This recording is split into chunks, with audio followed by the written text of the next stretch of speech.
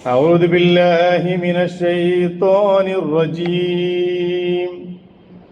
بسم الله الرحمن الرحيم. ولقد نصركم الله ببدر وأنتم أذلة فاتقوا الله لعلكم تشكرون. إذ تقول للمؤمنين ألن يكفيكم أن يمدكم ربكم بثلاثة آلاف من الملائكة منزلين بلى إن تصبروا وتتقوا ويأتوكم من فورهم هذا يمددكم ربكم بخمسة آلاف من الملائكة مسومين. صدق الله مولانا العظيم وصدق وبلغ رسوله النبي الكريم ونحن على ذلك من الشاهدين الشاكرين والحمد لله رب العالمين. സത്യവിശ്വാസികളായ സഹോദരന്മാരെ, സഹോദരിമാരെ, പരിശുദ്ധമായ ദിനരാത്രങ്ങളിലൂടെ അള്ളാഹുവിൻ്റെ ഏറ്റവും പ്രിയപ്പെട്ട രാപ്പകലുകളിലൂടെ കടന്നു പോകുന്ന സത്യവിശ്വാസികളായ ഞാനും നിങ്ങളും ആ ദിവസങ്ങളെയും മണിക്കൂറുകളെയും യഥാവിധി ഉപയോഗപ്പെടുത്തുകയും അള്ളാഹുവിൻ്റെ സ്വർഗത്തിൽ റയ്യാൻ എന്ന് പറയുന്ന നോമ്പുകാർക്ക് വേണ്ടി മാത്രം പ്രത്യേകം അള്ളാഹു തയ്യാർ ചെയ്ത വാതിലിലൂടെ പ്രവേശനം നേടുകയും ചെയ്യുന്ന സത്യവിശ്വാസികളിൽ ഉൾപ്പെടണമെന്ന് ആദ്യമേ എന്നോടും പിന്നീട് നിങ്ങളിൽ ഓരോരുത്തരോടും ഞാൻ വസിയ്യത്ത് ചെയ്യുന്നു. അള്ളാഹു സുബ്ഹാനഹു വ തആല അത്തരത്തിലുള്ള സത്യവിശ്വാസികളിൽ എന്നെയും നിങ്ങളെയും ഉൾപ്പെടുത്തി അനുഗ്രഹിക്കുമാറാകട്ടെ. പരിശുദ്ധ റമദാൻ അതിൻ്റെ രണ്ടാമത്തെ 10ലേക്ക് പ്രവേശിച്ചു. ഇനി ഏതാനും ദിവസങ്ങൾ കൂടി കഴിഞ്ഞാൽ നമ്മളെല്ലാവരും പറയും, റമദാൻ വന്നതും അറിഞ്ഞില്ല പോയതും അറിഞ്ഞില്ല. യഥാർത്ഥത്തിൽ ഇങ്ങനെ ഒരിക്കലും പറയാനൊരവസരം നമുക്കുണ്ടാകരുത്. റമദാൻ വളരെ പെട്ടെന്ന് വന്നുപോയി, വേണ്ട രീതിയിൽ ഉപയോഗപ്പെടുത്താൻ കഴിഞ്ഞിട്ടില്ല എന്നാണ് അതുകൊണ്ട് ഉദ്ദേശിക്കുന്നതെങ്കിൽ ഒരു സത്യവിശ്വാസിയുടെ ജീവിതത്തിൽ ഉണ്ടാകാൻ പാടില്ലാത്ത ഒരു പറച്ചിലാണ്.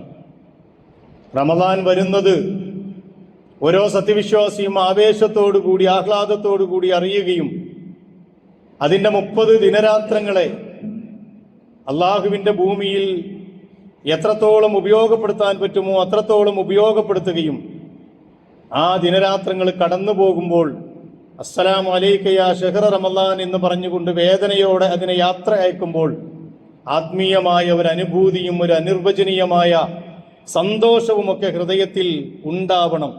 കാരണം അൽഹംദുലില്ലാഹ് എന്നാൽ സാധ്യമാകുന്ന രീതിയിൽ ഞാൻ ആ മാസത്തെ ഉപയോഗപ്പെടുത്തിയിട്ടുണ്ട്. റബ്ബിൻ്റെ കോടതിയിൽ അള്ളാഹുവിൻ്റെ തൗഫീഖും റഹ്മത്തും ഉണ്ടെങ്കിൽ എനിക്ക് അനുകൂലമായി ഈ റമളാൻ സാക്ഷി നിൽക്കും എന്ന് ആത്മവിശ്വാസത്തോടെ പറയാൻ ഓരോ സത്യവിശ്വാസികൾക്കും കഴിയണം. അള്ളാഹു അതിനെ നമ്മെ തുണക്കുമാറാകട്ടെ. റമളാൻ എന്ന് പറയുന്നത് ഇസ്ലാമിക ചരിത്രത്തിലെ വിജയങ്ങളുടെ കാലം കൂടിയാണ്. ഇസ്ലാമിക ചരിത്രം രേഖപ്പെടുത്തിയ ഒരുപാട് വിജയങ്ങൾ സംഭവിച്ചത് ഈ റമളാനിലാണ്. അതിൽ അതിപ്രധാനമായ ഒരു വിജയമായിരുന്നു ബദർ എന്ന് പറയുന്നത്. ബദറിന് ശേഷം മക്കം ഫത്ഹ് നടന്നത്, അതുപോലെ തന്നെ ഹിജറയുടെ 15-ാം വർഷം ഇസ്ലാമിക ചരിത്രത്തിലെ ശ്രദ്ധേയമായ ഖാദിസിയ്യ യുദ്ധം, സഅദ് ബിൻ അബി വഖാസിന്റെ നേതൃത്വത്തിലുള്ള ഖാദിസിയ്യ യുദ്ധം നടന്നത് റമളാനിലാണ്. ഹിജറയുടെ 92-ാം വർഷം സ്പെയിൻ, ലോകത്തിലെ ഏറ്റവും വലിയ ഇസ്ലാമിക തലസ്ഥാനമായി പിന്നീട് പടർന്ന് പന്തലിച്ച സ്പെയിൻ, മുസ്ലിങ്ങൾ താരിഖ് ബിൻ സിയാദ് റളിയല്ലാഹു അൻഹുവിന്റെ നേതൃത്വത്തിൽ കീഴടക്കിയതും റമളാനിലാണ്. റമളാൻ എന്ന് പറയുന്നത് വിജയങ്ങളുടെയും നേട്ടങ്ങളുടെയും മാസമായിട്ട് കൂടിയാണ് പരിശുദ്ധ ഖുർആനും റസൂലുള്ളാഹി സ്വല്ലല്ലാഹു അലൈഹി വസല്ലമയും നമ്മളെ പരിചയപ്പെടുത്തുന്നത്. ശക്തിയുടെ മാസം കൂടിയാണ് റമളാൻ. അതുകൊണ്ട് തന്നെ ഈമാനികമായ ശക്തി കൊണ്ട്, നോമ്പ് തന്നെ നമുക്കറിയാം, ഈമാനികമായ ശക്തി കൊണ്ട് ഭൗതികമായ മുഴുവൻ പ്രലോഭനങ്ങളെയും അതിജയിക്കുന്ന മാസമാണ് റമദാൻ.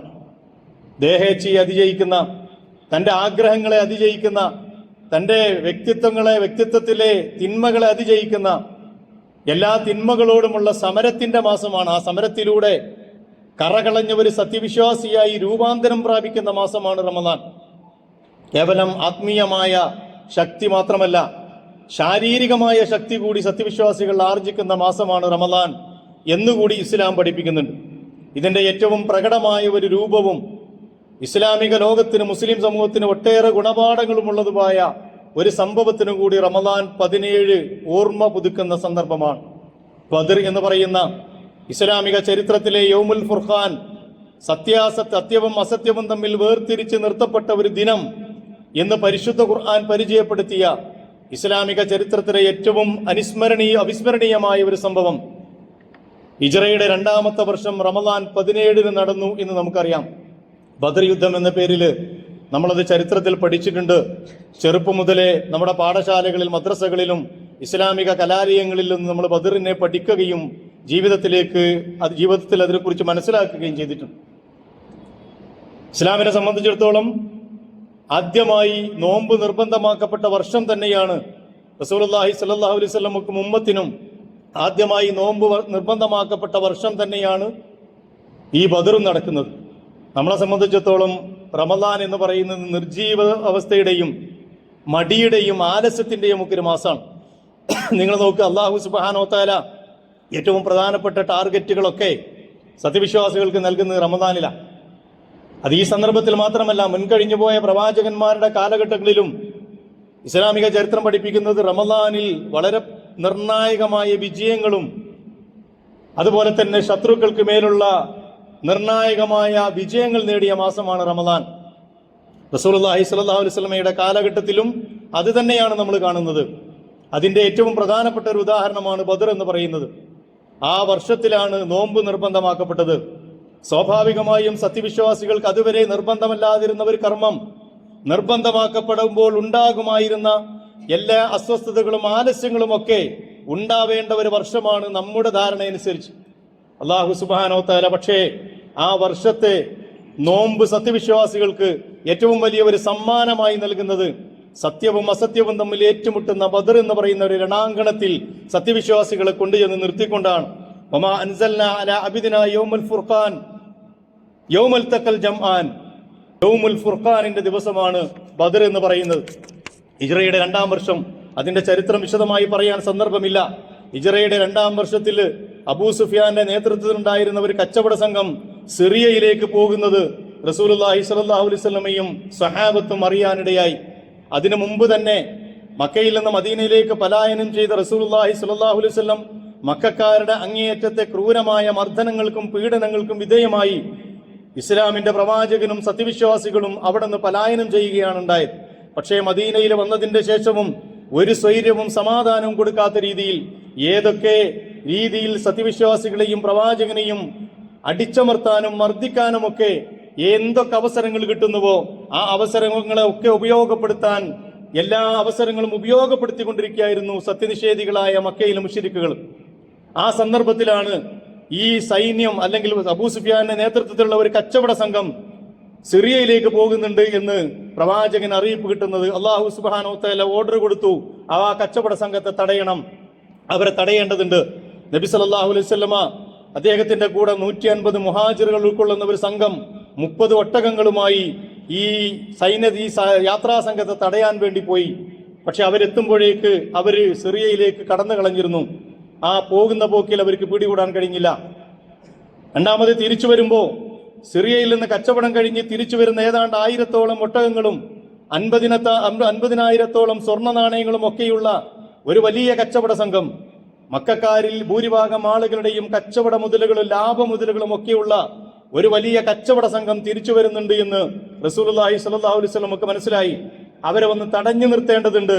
മദീനയുടെ പ്രാധാന്യം, മക്കക്കാരെന്ന് പറയുന്നത് കച്ചവടക്കാരാണ്. അവർക്ക് കച്ചവടം മുടങ്ങിയാൽ അവർക്ക് സഹിക്കില്ല. അവർ പിന്നെ മദീനയാണ് അവർക്കുള്ള കച്ചവട സംഘത്തിനുള്ള ഏറ്റവും പ്രധാനപ്പെട്ട യാത്രാമാർഗം. മദീനയിൽ പ്രശ്നമുണ്ട്, അല്ലെങ്കിൽ മദീനക്കാർ തങ്ങൾ ആക്രമിക്കുമെന്നൊരു പേടി അവർക്ക് പിടികൂടിയാൽ സ്വാഭാവികമായും പ്രവാചകന് നേരെയും സ്വഹാബത്തിന് നേരെയുമുള്ള ആക്രമണത്തിന്റെ മുന കുറയും. എന്ന് മനസ്സിലാക്കിക്കൊണ്ട് തന്നെ അള്ളാഹുവിന്റെ തീരുമാനപ്രകാരം പ്രവാചകൻ തിരുമേനി സല്ലല്ലാഹു അലൈഹി വസല്ലമയും സഹാബത്തും അവരെ അബൂ സുഫിയാനെയും സംഘത്തെയും തടയാൻ തീരുമാനിച്ചു. ഈ വാർത്ത നേരത്തെ തന്നെ അബൂ സുഫിയാൻ അറിഞ്ഞു. അദ്ദേഹം മക്കയിലേക്ക് ആ ദൂതനെ പറഞ്ഞയച്ചു, തങ്ങളുടെ കച്ചവട സ്വത്തുക്കളൊക്കെ ആക്രമിക്കാൻ മുഹമ്മദ് നബിയും കൂട്ടുകാരും വരുന്നുണ്ട്. ഞാൻ പറഞ്ഞു, മക്കക്കാരിലെ ഭൂരിഭാഗം ആളുകളുടെയും സമ്പത്ത് അതിലുണ്ട്.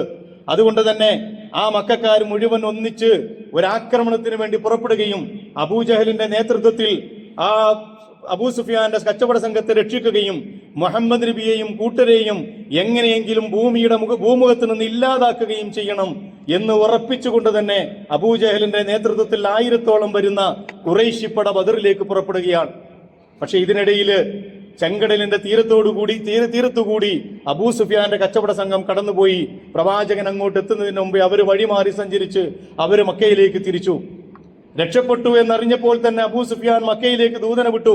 ഇനി യുദ്ധം വേണ്ടതില്ല, ഞങ്ങൾ രക്ഷപ്പെട്ടു പോന്നിട്ടുണ്ട്. പക്ഷേ അബൂജഹൽ സമ്മതിച്ചില്ല. യുദ്ധം നടന്നേ പറ്റൂ. ഇനി ഒന്നിനും പറ്റുന്നില്ലെങ്കിൽ ബദറിൽ പോയി അവിടെ കുറച്ച് ഒട്ടകങ്ങൾ അറുത്ത് അവിടെ വെച്ച് കള്ളു കുടിച്ച് സ്ത്രീകളെ കൊണ്ട് ഡാൻസ് ചെയ്യിപ്പിച്ച് ഞങ്ങളുടെ വിജയം പ്രഖ്യാപിച്ചിട്ടേ ഞങ്ങൾ തിരിച്ചു പോരൂ എന്ന് ആക്രോശിച്ചുകൊണ്ട് ബദറിലേക്ക് പുറപ്പെടുകയായിരുന്നു അബൂജഹലിന്റെ നേതൃത്വത്തിലുള്ള മക്ക മുശ്രിക്കുള്ള സൈന്യം. മറുഭാഗത്ത് യുദ്ധം അനിവാര്യമായി വന്ന ഈ സന്ദർഭത്തിൽ അള്ളാഹുവിന്റെ തീരുമാനപ്രകാരം റസൂലുള്ളാഹി സ്വല്ലല്ലാഹു അലൈഹി വസല്ലം സഹാബത്തുമായി കൂടിയാലോചിച്ചു. ഈ സന്ദർഭത്തിൽ നമ്മൾ എന്ത് തീരുമാനമാണ് എടുക്കേണ്ടത്? ഇത് നിർണായകമായ ഒരു ഘട്ടമാണ്. സത്യവും അസത്യവും തമ്മിൽ നേർക്കുനേരെ മുഖാമുഖം നിൽക്കുന്ന ഒരു ഘട്ടമാണ്. ഇവിടെ നമ്മൾ പതറിയാൽ, ഇവിടെ നമ്മൾ പരാജയം സംബന്ധിച്ച് പോകാതിരുന്നാൽ ഭീരുക്കളാണെന്ന് ഒരു വിലയിരുത്തുമെന്ന് മാത്രമല്ല, നാം അടിത്തറ പാകിയ മദീന ആസ്ഥാനമായുള്ള ഇസ്ലാമിക രാഷ്ട്രത്തിന് പിന്നെ നിലനിൽപ്പുണ്ടാവുകയില്ല. ആ സംവിധാനത്തെ തച്ചു തകർക്കാൻ എല്ലാ അർത്ഥത്തിലും മക്കക്കാര് മുഴുവൻ സമയവും തങ്ങൾക്കെതിരെ തിരിയുമെന്നറിയാവുന്നത് കൊണ്ട് തന്നെ റസൂലുള്ളാഹി സ്വല്ലല്ലാഹു അലൈഹി വസല്ലമയും സഹാബത്തും അള്ളാഹുവിന്റെ തീരുമാനപ്രകാരം തീരുമാനിക്കുന്നു ബദറിൽ അവരെ നേരിടാൻ.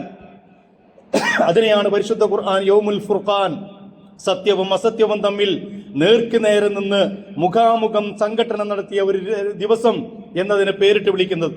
നമ്മെ സംബന്ധിച്ചിടത്തോളം ബദർ എന്ന് പറയുന്നത് കേവലം ഒരു യുദ്ധമല്ല.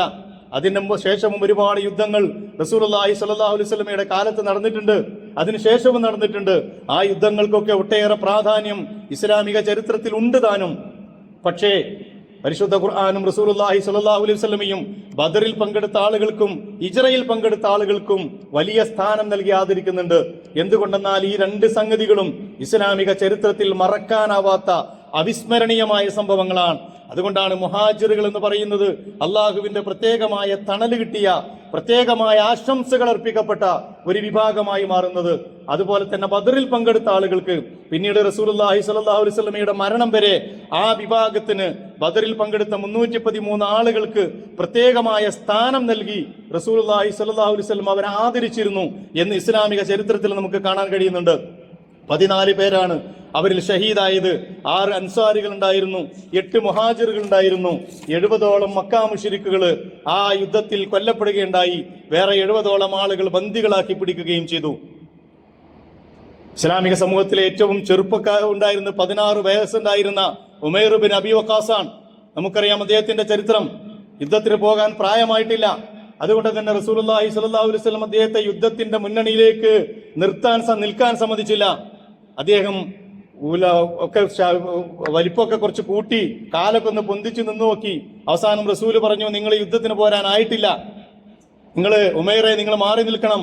അദ്ദേഹം പൊട്ടിക്കരഞ്ഞുകൊണ്ട് അള്ളാഹുവിന്റെ റസൂലിന്റെ മുമ്പിൽ നിൽക്കുന്ന ഒരു രംഗം. അവസാനം അദ്ദേഹത്തിന്റെ കരച്ചിലിന്റെ മുന്നിൽ റസൂലുള്ളാഹി സ്വല്ലല്ലാഹു അലൈഹി വസല്ലം സമ്മതിച്ചു കൊടുത്തു, നിങ്ങൾ യുദ്ധത്തിൽ പങ്കെടുത്തുകൊള്ളൂ. ഏറ്റവും ആദ്യമായി ബദറിൽ ഷഹീദാകുന്നതും ഉമൈർ ബിൻ അബി വഖാസാണ്. തന്റെ കയ്യിലുണ്ടായിരുന്ന കാരക്കച്ചുള ചവച്ചുകൊണ്ടിരിക്കെ അള്ളാഹുവിന്റെ റസൂലിന്റെ വിളിയാളം വന്നു. ഊമു ഇലാ ജന്നത്തിൻ അർളുഹസ് സമാവാതി വൽ അർള്, ആകാശഭൂമിയോളം വിശാലമായ സ്വർഗത്തിന് വേണ്ടി നിങ്ങൾ എഴുന്നേൽക്കുക എന്ന് പറഞ്ഞപ്പോ താൻ ചവച്ചുകൊണ്ടിരുന്ന കാരക്കച്ചുള വലിച്ചെറിഞ്ഞിട്ട് അള്ളാഹുവിന്റെ രണാങ്കണത്തിലേക്ക് പോകുകയും ബദറിൽ വെച്ച് ലോക ചരിത്രത്തിലെ ബദർ രണാങ്കണത്തിലെ ആദ്യത്തെ ഷഹീദ് എന്ന അപരനാമത്തിന് അർഹനായി മാറുകയും ചെയ്തു. അള്ളാഹുവിന്റെ സ്വർഗത്തിലേക്ക് അദ്ദേഹത്തിന് ആദ്യമായി പടച്ചതമ്പുരാന്റെ ഇതിലൂടെ ഈ ബദറിൽ വെച്ച് അള്ളാഹു അദ്ദേഹത്തിന് സ്വർഗപ്രവേശനം നൽകുകയും ചെയ്തു. ഞാൻ പറഞ്ഞു, ചരിത്രത്തിലെ നിർണായകമായ ഒരു നിമിഷമാണ് ബദർ.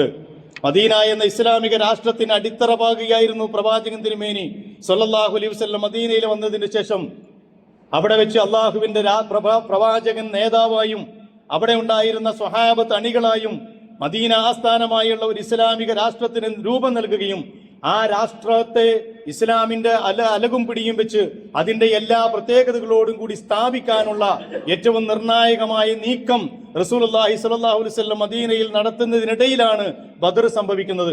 അതുകൊണ്ട് തന്നെ ബദർ നടന്ന് ആ ബദറിൽ വിജയിച്ച് കയറുക എന്നത് സത്യവിശ്വാസികളെ സംബന്ധിച്ചിടത്തോളം അനിവാര്യമായ ഒരു ഘട്ടമായിരുന്നു. വമാ അൻസൽനാ അലാ അബ്ദിനാ യൗമൽ ഫുർഖാനി യൗമൽ തഖൽ ജംആൻ വല്ലാഹു അലാ കുല്ലി ഷൈഇൻ ഖദീർ. അതുകൊണ്ടാണ് പരിശുദ്ധ ഖുർആൻ പരിചയപ്പെടുത്തിയത് വമാ അൻസൽനാ അലാ അബ്ദിനാ, നാം നമ്മുടെ അടിമക്ക് അവതരിപ്പിച്ചുകൊണ്ട് ഇറക്കിക്കൊടുത്തതും യൗമൽ ഫുർഖാൻ, ഈ സത്യവും അസത്യവും വേർതിരിഞ്ഞു നിന്ന ദിവസം, യൗമൽ തഖൽ ജംആൻ, രണ്ട് സംഘങ്ങൾ, ഒരു കുഫറിന്റെയും ഇസ്ലാമിന്റെയും സംഘങ്ങൾ പരസ്പരം കണ്ടുമുട്ടിയ ദിവസം, വല്ലാഹു അലാ കുല്ലി ഷൈഇൻ ഖദീർ, അല്ലാഹു എല്ലാത്തിനും കഴിവുള്ളവനാണ് എന്ന് പരിശുദ്ധ ഖുർആൻ നമ്മളെ പഠിപ്പിച്ചു. ഒരു ഭാഗത്ത് അള്ളാഹുവിന്റെ സൈന്യം, മറുഭാഗത്ത് കുഫറിന്റെ സൈന്യം. ഖദ് കാന ലക്കും ആയത്തും ഫീ ഫിഅതൈനി ഇൽതഖതാ ഫിഅത്തും തുഖാതിലു ഫീ സബീലില്ലാഹ് ഖദ് കാനത് ലക്കും ആയത്തുൻ ഫീ ഫിഅതൈൻ, രണ്ട് സംഘങ്ങളിൽ നിങ്ങൾക്ക് അല്ലാഹു അവന്റെ ദൃഷ്ടാന്തങ്ങൾ വെച്ചിട്ടുണ്ട്. ഇൽതഖതാ, അവർ പരസ്പരം ഏറ്റുമുട്ടി. ഫിഅത്തുൻ തുഖാതിലു ഫീ സബീലില്ലാഹ്, അതിലൊരു സംഘം എന്ന് പറയുന്നത് അള്ളാഹുവിന്റെ മാർഗത്തിൽ യുദ്ധം ചെയ്ത സംഘം. വഉഖറാ കാഫിറത്തുൻ, രണ്ടാമത്തേത് സത്യനിഷേധികളുടെ സംഘമായിരുന്നു. യറൗനഹും മിസ്ലൈഹിം റഅയൽ ഐൻ, അവർക്ക് വിശ്വാസികളെ ഇരട്ടിയായി അവരുടെ കണ്ണുകൾക്ക് അല്ലാഹു തോന്നിപ്പിച്ചു. വല്ലാഹു യുഅയ്യിദു ബിനസ്രിഹി മൻ യശാ, അള്ളാഹു ഉദ്ദേശിക്കുന്നവരെ അവൻ അവന്റെ സഹായം കൊണ്ട് ശക്തിപ്പെടുത്തുന്നു. ഇന്ന ഫീ ദാലിക ലഇബ്റത്തൻ ലിഉലിൽ അബ്സാർ, ബുദ്ധിയുള്ള ചിന്തിക്കുന്ന ആളുകൾക്ക് ഇത്തരം സംവിധാനങ്ങളിൽ, ഇത്തരം സഹായങ്ങളിലും അള്ളാഹുവിന്റെ അങ്ങേയറ്റത്തെ ഇടപെടലുകളിലുമൊക്കെ വലിയ ഗുണപാഠമുണ്ട് എന്ന് പരിശുദ്ധ ഖുർആൻ നമ്മളെ പഠിപ്പിക്കുന്നു. അതോടൊപ്പം തന്നെ ബദർ വല്ലാത്ത ചില ഗുണപാഠങ്ങൾ സത്യവിശ്വാസികൾക്ക് നൽകുന്നുണ്ട്. ബദർ പകർന്നു നൽകുന്ന ചില പാഠങ്ങളുണ്ട്. ഓരോ റമദാനുകൾ വരുമ്പോഴും ആ പാഠം പഠിക്കാൻ നമുക്ക് കഴിയണം. നമുക്കൊക്കെ ബദർ എന്ന് പറഞ്ഞാൽ പാടിപ്പുകയ്ത്താനും വേണമെങ്കിൽ വിളിച്ചു പ്രാർത്ഥിക്കാനൊക്കെ ഉള്ള ആളുകളാണ്. അങ്ങനെയല്ല ബദറിനെ ഖുർആൻ പരിചയപ്പെടുത്തിയത്. ഏറ്റവും നന്നായി പരിചയപ്പെടുത്തിയിട്ടുണ്ട് ഖുർആൻ ബദറിനെ. ആ പരിചയപ്പെടുത്തൽ എങ്ങനെയാണ് നമ്മൾ മനസ്സിലാക്കണം. ഏറ്റവും പ്രധാനപ്പെട്ട ഒന്ന്, ഈമാനും തവക്കലും, ആൾബലവും ഈമാനും തവക്കലും ഉണ്ടെങ്കിൽ ഏത് സൈന്യത്തെയും വിജയിച്ചു കയറാൻ സത്യവിശ്വാസികൾക്ക് കഴിയും.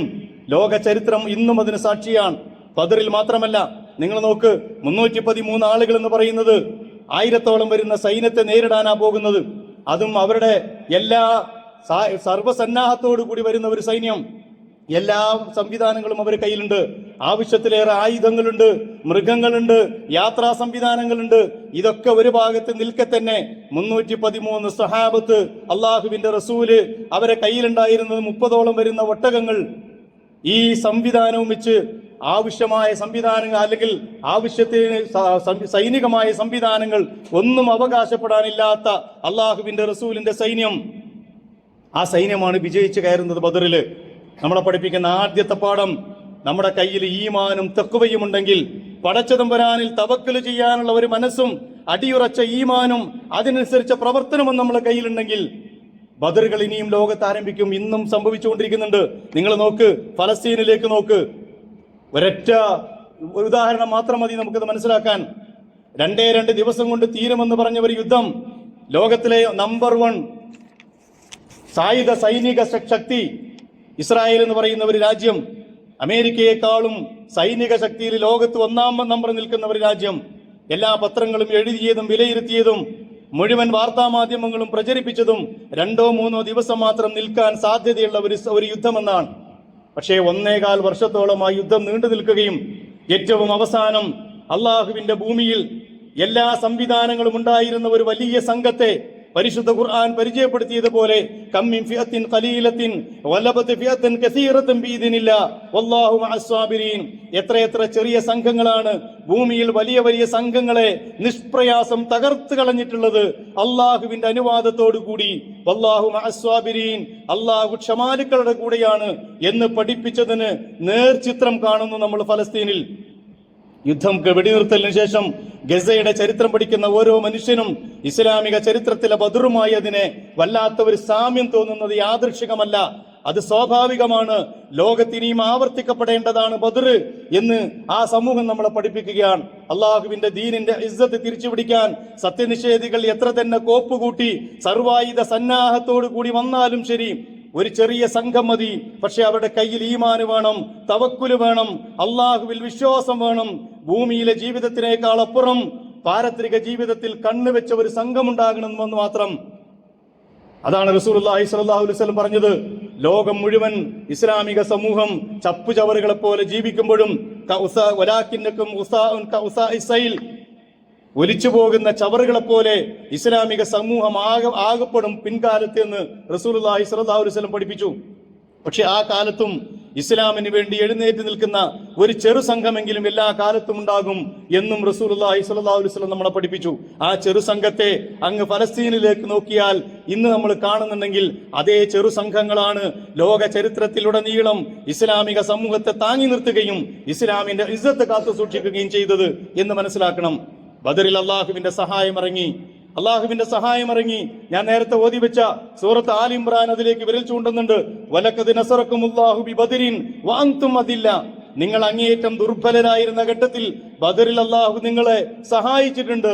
ഫത്തഖുല്ലാ, അള്ളാഹുവിനെ നിങ്ങൾ സൂക്ഷിക്കുക. ലഅല്ലക്കും തഷ്കുറൂൻ, അള്ളാഹു നിങ്ങൾ നന്ദിയുള്ളവരായേക്കാം. ഈ ബദറിൽ അള്ളാഹുവിന്റെ സഹായം ഇറങ്ങി. വല്ലാത്ത സഹായമാണ്. ഞാൻ പറഞ്ഞല്ലോ, 313 ആളുകളും ഏതാണ്ട് 3 പേർക്ക് ഒരു ഒട്ടകം എന്ന രീതിയിൽ അവരെ കയ്യിലുണ്ടായിരുന്ന ഒട്ടകങ്ങളുമാണ് ഉണ്ടായിരുന്നത്.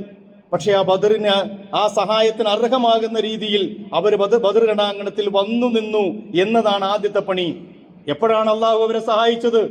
അവര് മദീനയിൽ അലസരായിരിക്കുകയും അള്ളാഹു സഹായിക്കട്ടെ, പണ്ട് ബനൂ ഇസ്രായേൽ മൂസാ നബിയോട് പറഞ്ഞതുപോലെ ഇദ്ഹബ് അൻത വറബ്ബുക ഫഖാതില ഇന്നാ ഹൗനാ ഖായിദൂൻ, നീയും നിന്റെ റബ്ബും കൂടി പോയിട്ട് യുദ്ധം ചെയ്തോ, ഞങ്ങൾ ഇവിടെ ഇരുന്നോളാ എന്ന് പറഞ്ഞ മൂസാ നബി അലൈഹി ഇസ്ലാമിന്റെ സമൂഹത്തെ പോലെയല്ല.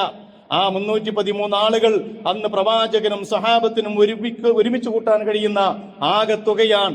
അവരുടെ കയ്യിലുള്ള 30 ഒട്ടകങ്ങൾ അവരുടെ ആകെയുള്ള ഒട്ടകങ്ങളാണ്. അവരുടെ കയ്യിലുണ്ടായിരുന്ന ആയുധങ്ങൾ അവർക്ക് സ്വരൂപിക്കാൻ കഴിയുന്നതിന്റെ പരമാവധിയാണ്. അത് വെച്ച് അവരുടെ ഈമാനികമായ കരുത്തും അള്ളാഹുവിനുള്ള തവക്കുലും ചുണ്ടുകളിൽ പ്രാർത്ഥനയുമായി ബദറിന്റെ രണാങ്കണത്തിൽ അവർ വന്ന് നിന്നപ്പോ അവിടെ നിന്ന് അങ്ങോട്ട് അള്ളാഹു സഹായിച്ചവരെ മലക്കുകളെ ഇറക്കി സഹായിച്ചു. ഇസ്ലാമിക ചരിത്രം അതിന് സാക്ഷിയാണ്, സ്വഹാബത്ത് അതിന് സാക്ഷിയാണ്. റസൂലുള്ളാഹി സ്വല്ലല്ലാഹു അലൈഹി വസല്ലം അത് പറയുകയും ചെയ്തു. എത്രത്തോളം എന്ന് പറഞ്ഞാൽ ഓരോരുത്തരും ഓരോ മുശ്രിക്കുകളും എവിടെയായിരിക്കും മരിച്ചു വീഴുക എന്നുവരെ റസൂലുള്ളാഹി സ്വല്ലല്ലാഹു അലൈഹി വസല്ലം തലേ ദിവസം സ്വഹാബത്തിന് കാണിച്ചു കൊടുക്കുകയുണ്ടായി.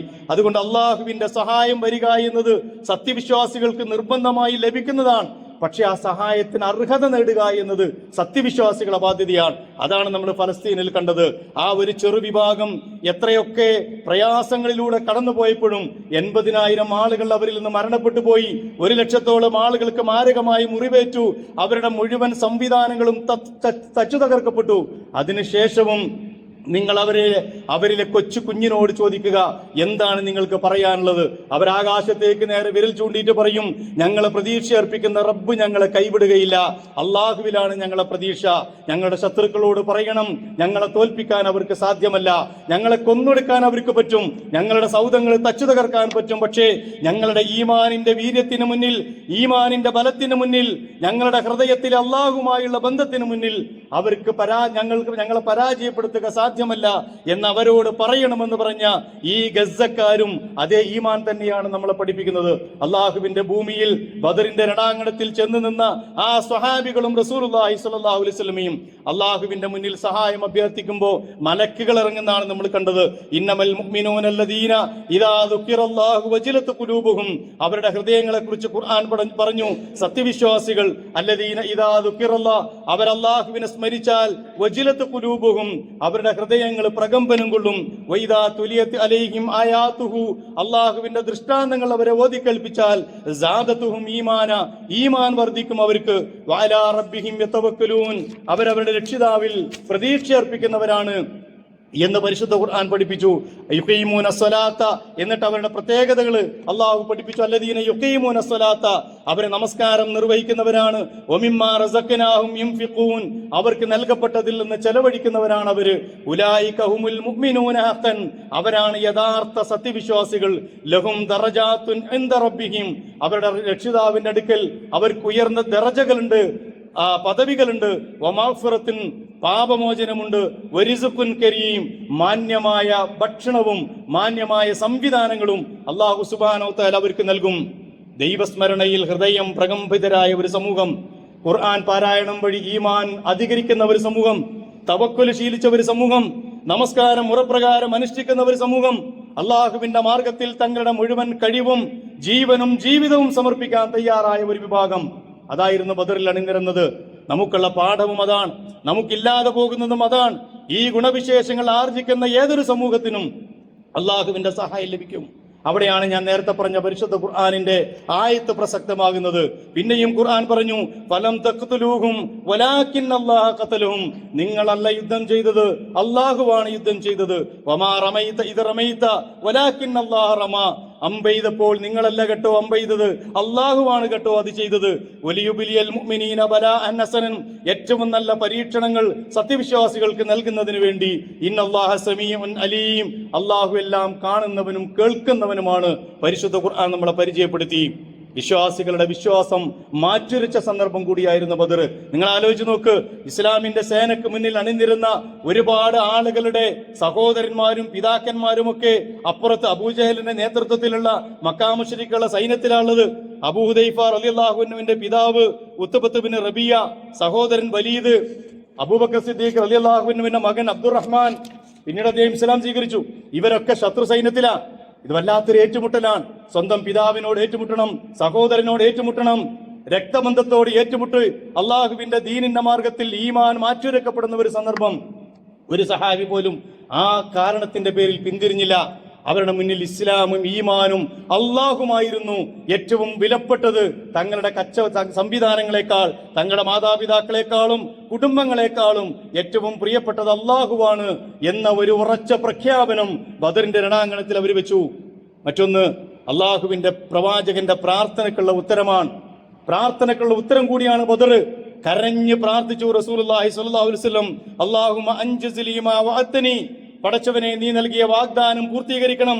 അല്ലാഹുമ്മ ആത്തിമാ വഅദ്തനി, നീ നൽകിയ വാഗ്ദാനം പൂർത്തീകരിക്കണം റബ്ബേ. അല്ലാഹുമ്മ ഇൻ തുഹ്ലിക ഹാദിഹിൽ ഇസാബത മിൻ അഹ്ലിൽ ഇസ്ലാം ലാ തുഅബദ് ഫിൽ അർളി, പടച്ചവനെ ഇസ്ലാമിന് വേണ്ടി നിലനിൽക്കുന്ന ഈ സംഘമുണ്ടല്ലോ, ഇവരെ നീ നശിപ്പിച്ചാൽ നിന്റെ ഭൂമിയിൽ നിനക്ക് ഇബാദത്ത് ചെയ്യാൻ ഒരു മനുഷ്യനും ബാക്കിയുണ്ടാവില്ല. പ്രവാചകന്റെ ചുമലിലുണ്ടായിരുന്ന വസ്ത്രം വീഴുമാറ് കരഞ്ഞു പ്രാർത്ഥിച്ചു റസൂലുള്ളാഹി സ്വല്ലല്ലാഹു അലൈഹി വസല്ലം. അബൂബക്കർ സിദ്ദീഖ് റളിയല്ലാഹു അൻഹു പ്രവാചകനെ തട്ടി വിളിക്കേണ്ടി വന്നു കണ്ണുനീര് കണ്ടിട്ട്. പ്രവാചകന്റെ പ്രാർത്ഥനയുടെ ഉത്തരം കൂടിയാണ്. കറകളഞ്ഞ പ്രാർത്ഥനയ്ക്ക് മുന്നിൽ അള്ളാഹുവിനെ മറയില്ല എന്ന് പഠിപ്പിച്ച സംഭവം കൂടിയാണ്. ഉലൈക ഹുമുൽ മുഅ്മിനൂന ഹഖൻ ലഹും ദറജാത്തുൻ ഇൻദ റബ്ബിഹിം വമഗ്ഫിറത്തും വരിസുഖുൻ കരീം. പരിശുദ്ധ ഖുർആൻ നമ്മളെ പഠിപ്പിച്ചു.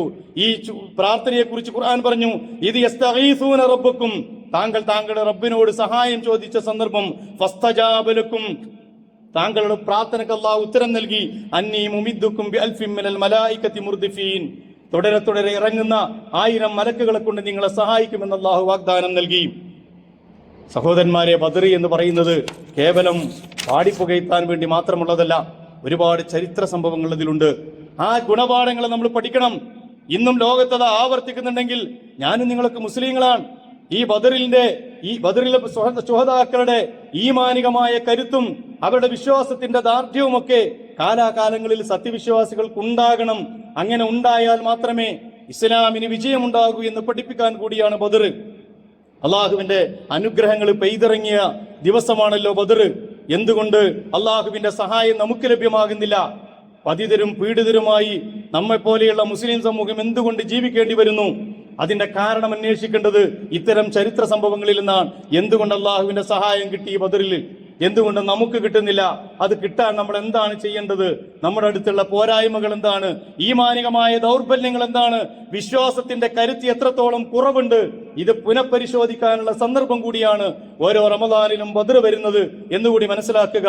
ഇസ്ലാമിൽ ഇത്തരം ചരിത്ര സംഭവങ്ങളെ അതിന്റെ ഗുണപാഠങ്ങളോടുകൂടി ഖുർആൻ പഠിപ്പിക്കുന്നതിനെ ഉൾക്കൊള്ളുകയും മനസ്സിലാക്കുകയും ചെയ്യുന്ന സത്യവിശ്വാസികളിൽ അള്ളാഹു നമ്മെ ഉൾപ്പെടുത്തി അനുഗ്രഹിക്കുമാറാകട്ടെ. അഖൂലു ഖൗലി ഹാദാ അസ്തഗ്ഫിറുല്ലാഹ ലി വലക്കും വലിജമീഇൽ മുസ്ലിമീന വൽ മുഅ്മിനീൻ അജ്മഈന യാ റബ്ബൽ ആലമീൻ.